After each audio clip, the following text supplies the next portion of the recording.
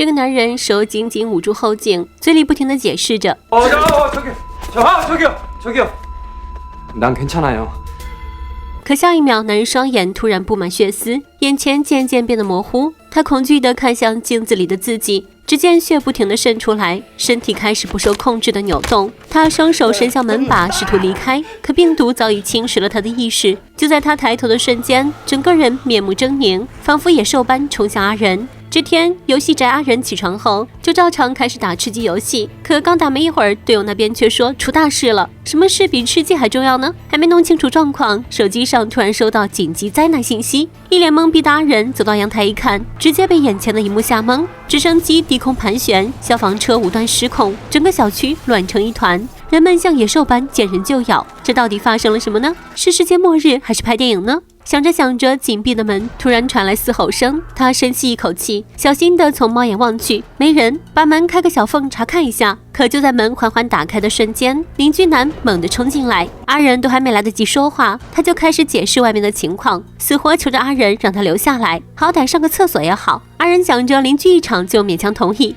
可就在邻居男上厕所的间隙，电视里传来了可怕的新闻，说是一种不明病毒正在快速扩散，感染者会变成丧尸，让大家最好不要出门，保持隔离。阿仁看着看着，忽然感觉后背发凉，果然恐怖的事情发生了。只见邻居男的眼睛开始充血，身体靠在门上，咔咔变身，跳起了一段机械舞。还没等阿仁反应过来，下一秒邻居男已经扑过来。关键时刻，阿仁爆发出强烈的求生欲，用尽全力将他迅速推出门外。可就在门关上的瞬间，邻居男立马被另一个大家伙拖走。目睹一切的阿仁只能大口大口喘着粗气，心脏病差点都犯了。冷静下来后，阿仁开始分配每天的食物，并且用冰箱堵住门，毕竟这情况想要出门找吃的是不可能了。第二天还照常打起了吃鸡游戏，没想到刚进决赛圈，突然就断网了。就在百无聊赖准备睡一觉时，又被一阵汽车鸣笛声吵醒。只见楼下一名落单的女警正被丧尸追杀，火力只有一支枪，而丧尸却是源源不断，连开数枪后子弹已经没了，女警瞬间慌了。就在她换子弹的间歇，偏偏手抖，全部掉在地上，丧尸瞬间将她扑倒在地。她使出吃奶的力气想要挣脱，可丧尸一只接着一只扑过来，转眼女警已经被拖进车库。阿仁看着女警满眼的绝望，内心小宇宙爆发，对着丧尸愤怒大吼。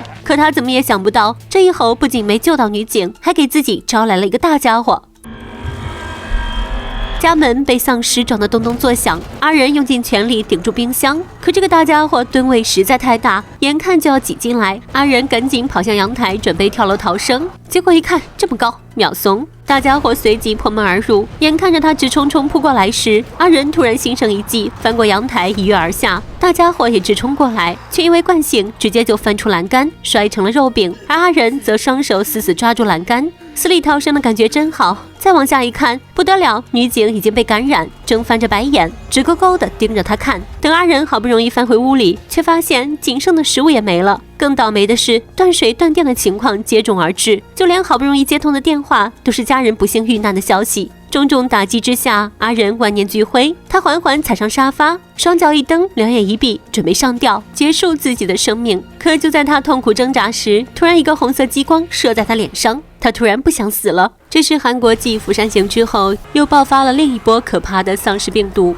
病毒通过咬伤传播，感染者会在某个时刻突然变异，使人尖叫，眼球充血。而这个男人作为唯一的幸存者，上一秒还生无可恋，准备自杀，下一秒他忽然又后悔了，只因为对面楼上的女人令他再次看到了生的希望。阿仁瞳孔放大，震惊地看着不停游走的激光，拼尽全力挣扎着扯断绳子，最后双脚用力往前一蹬，终于安全落地。对面的女人开始打招呼，他先用激光指了指你好，再指了指另两个字，连起来就是그래이바보야。阿仁转头望向对面，女人这才放下望远镜，她叫阿慧，是一个样貌清秀的女生。阿仁看到是个大活人，还是个女的，立马兴奋起来。阿慧也给予回应。之后几天，两人一直用手语沟通。相比起阿仁的冲动的性格，阿慧显得更加理性冷静。作为一名攀岩爱好者，他利用家里的野外生存工具设置了简易的陷阱，一旦屋外有任何风吹草动，他都能迅速做出应对。这天阿仁表示自己快要饿扁时，他立马用攀岩绳绑住棒球扔过去，想要用来传递食物。可由于两栋楼之间距离太远，球没到一半就落了下去。就在这时，阿仁突然想起来自己家里还有个好东西，只见他眼睛一带，遥控器轻轻一按，一架无人机闪亮登场，直接就把阿慧迷得心花怒放。随后阿仁成功拿到食物，可就在他津津有味吃着泡面时，余光一瞟，却看到了可怕的一幕。阿慧顺着指示看去，只见一个身穿消防服的丧尸紧紧攥着先前丢下去的攀岩绳，或许是身体的本能习惯，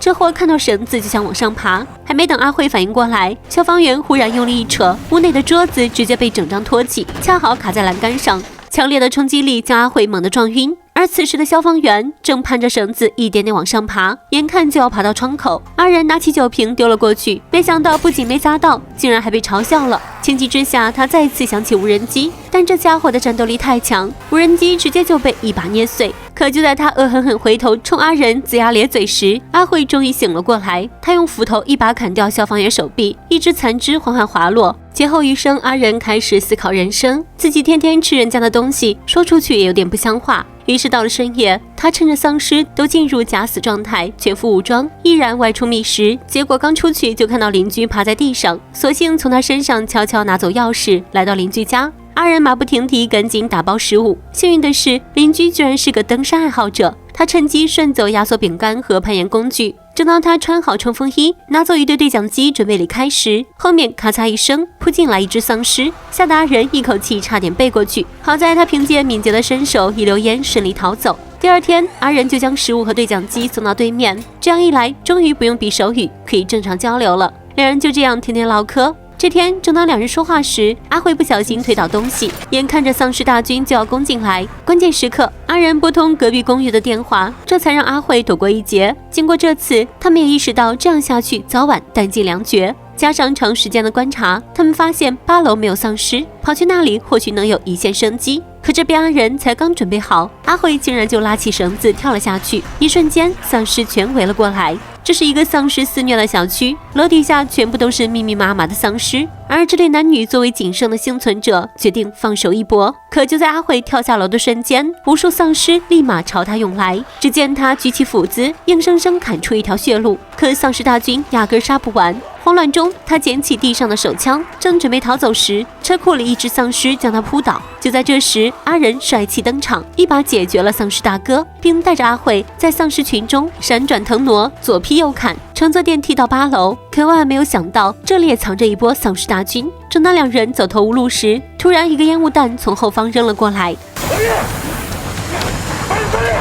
等到两人缓过神来，才发现救他们的是一个中年大叔。可阿慧天天用望远镜观察，记得8层从来都没有出现过幸存者。这大叔显然很可疑。面对大叔提供的粮食和水，阿慧还是非常的警惕。可偏偏阿仁这个缺心眼的，直接就该吃吃该喝喝。阿慧终于也忍不住开始干饭。正当两人吃得津津有味时，大叔却突然告诉他们，这里的食物足够他们吃到救援队来。听到这话，两人顿时懵了，幸福来得太突然了，两人喜极而泣。可就在阿慧放松警惕，开始跟大叔闲聊时，无意中看到了桌上的婴儿用品。근데 아이 있으세요? 아니. 근데 오늘 애들 2명이 왔네. 话音刚落，阿仁哐当一声晕了过去，自己忽然感觉浑身无力，看来大叔在食物里面下了药。阿慧迷迷糊糊被拖进房间，大叔则关门离开。正当他睁开眼仔细一看，只见一个女僵尸缓缓坐起，朝阿慧一点点爬过来。他恐惧地躲在墙角，这时绳子却忽然被人拉住，原来正是大叔在操控着绳子。因为不忍丧失妻子挨饿，他居然变态到想用活人喂养。经过一番思想挣扎，他放开了绳子，里面不断传来惨叫声。正当大叔在自言自语时，阿仁醒了过来，他举着枪对准大叔，可大叔却忽然彻底松手。阿仁不顾一切扑过去，用尽全力拽住绳子，可最终绳子还是脱手了。随着屋内的惨叫声戛然而止，大叔一听没动静，赶紧开门查看。可就在开门的瞬间，被蒙住头的妻子猛地扑上来，一口咬在大叔脖子上。阿慧顺势捡起地上的枪，砰砰2声解决了大叔夫妻。可开完枪才想起来，这震耳欲聋的枪声无疑是找死。一瞬间，整个小区的丧尸被唤醒，密密麻麻的丧尸大军涌了过来。与其被活生生咬成丧尸，不如现在就自我了断。就在两人犹豫时，外面突然传来直升机的声音，原来是救援队恰到好处的赶到了。这反转来得太感人，两人抱着最后的希望推开了房门，在丧尸群里一顿厮杀，两人终于来到顶楼。可此时直升机却不见了，二人只能用尽全力对着空气狂喊，可始终没有任何回应。眼看着丧尸步步逼近，他们已经无路可走。就在万念俱灰之时，结果直升机再一次恰到好处的神兵天降，军人手持步枪一顿疯狂扫射，他们终于顺利登上了直升机，成功活了下来。电影在丧尸的视觉效果上可以说是做到了极致，整体效果根本不逊色于欧美的丧尸大作，全程高能无尿点，是一部可以发泄情绪、释放压力的影片。